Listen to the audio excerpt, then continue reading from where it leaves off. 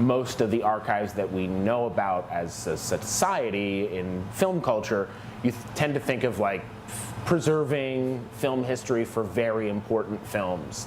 Whereas AGFA's a little different in that we want to preserve the more obscure films, the sort of off the beaten path movies that people wouldn't normally go back and find because they weren't labeled as classics. Our job and our responsibility is to constantly reevaluate that work and say, well, people might not have gotten this in 1973, but let's throw it on the table now, and if the print looks good, we'll put up a screening of it. Does it play well with an audience? Is it fun? Is it entertaining?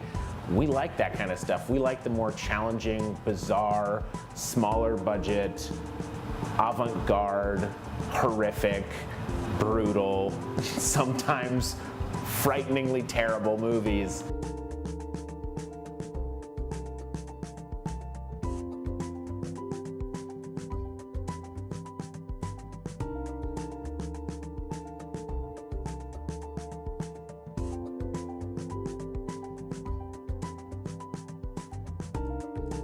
Films will screen at festivals around the globe. I sent things out to Germany, I've sent things out to France, I've sent things to all over Europe, all over Canada, all over the US.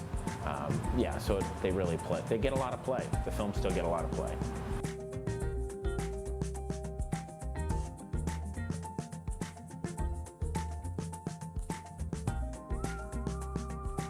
Those things shouldn't be forgotten. People put their whole lives and a lot of effort and work into making those movies, so we want to be the people to help make sure they can be seen in the future. You know, obviously Jaws, I mentioned earlier, as an all-time classic, but it's also kind of a genre movie because it's about a giant shark eating people in the ocean. It's not, you know, a sad melodrama set in the 1800s or something, which could also be genre if, you know, demons show up.